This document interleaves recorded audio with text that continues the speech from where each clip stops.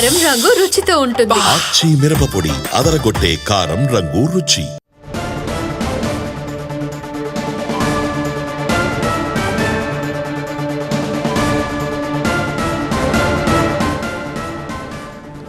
Right, మనం చూస్తున్నాం బనకచెర్లపై తెలంగాణ ప్రభుత్వం ఎందుకు స్పందించలేదు? గోదావరి నీళ్లు శాశ్వతంగా దూరం కాబోతున్నాయన్నారు కవిత.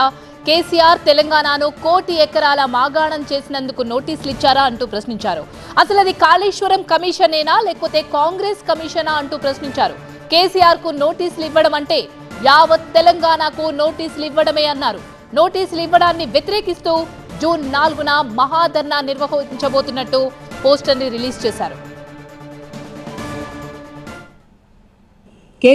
కేసీఆర్ గారు కాళేశ్వరం ప్రాజెక్ట్ ఎందుకోసం కట్టిండ్రు? ఈ 200 టీఎంసీల హక్కు మనకు తెలంగాణకు ఉండాలని చెప్పి వారు కట్టిండ్రు. మరి ఇవాళ కేసీఆర్ గారు కాళేశ్వరం కట్టి 4 సంవత్సరాలుగా ప్రతి సంవత్సరం 20 లక్షల ఎకరాలకు నీళ్ళు ఇస్తుంటే మీరు చూసి ఓర్వలేక ఇవాళ కేసీఆర్ గారికి నోటీస్ ఇచ్చిరా? 1 కోటి ఎకరాల మాగాణం తెలంగాణ వేసినందుకు కేసీఆర్ గారికి ఇలా మీరు నోటీసులు ఇచ్చిండ్రా? రైతులకు రైతు బీమా పేరుతో ఆదుకున్నందుకు మీరు నోటీసులు ఇచ్చిండ్రా? రైతు బంధు పేరుతో ఆదుకున్నందుకు మీరు నోటీస్ ఇచ్చిండ్రా? కేసీఆర్ కిట్ ఇచ్చినందుకు నోటీస్ ఇచ్చిండ్రా? తెలంగాణ ప్రజలకు మేలు చేసినందుకు నోటీస్ ఇచ్చిరా? ఎందుకోసం నోటీస్ ఇచ్చిండ్రు? అది అసలు కాళేశ్వరం కమిషనా కాంగ్రెస్ కమిషనా అని ముఖ్యమంత్రి గారు నేను ప్రశ్నిస్తూ ఉన్నాను. ప్రతి తెలంగాణ బిడ్డ కూడా బాధపడుతూ ఉన్నారు. తెలంగాణ జాతిపిత అయినటువంటి కేసీఆర్ గారి మీద మీరు ఇవాళ నోటీసులు ఇవ్వడం అంటే యావత్తు తెలంగాణకు నోటీసులు ఇచ్చినట్టే అని నేను భావిస్తూ ఉన్నాను.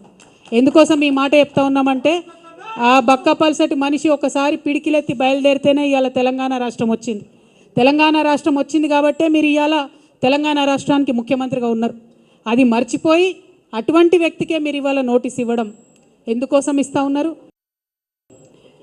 మేము పని చేస్తుంటే ఓర్వలేనటువంటి కొంతమంది మరి చాలా మాటలు మాట్లాడుతూ ఉన్నారు. వారందరి ఆశల్ని అడియాశలు చేస్తూ నేను ఇవాళ ఒక ప్రకటన చేస్తూ ఉన్నాను. కేసీఆర్ గారికి 2 కళ్ళలాగా ఒక కన్ను బీఆర్ఎస్ అయితే ఇంకో కన్ను జాగృతి అయి నిలబడుతుందని చెప్పి ఈ సందర్భంగా మేము తెలియజేస్తూ ఉన్నాం.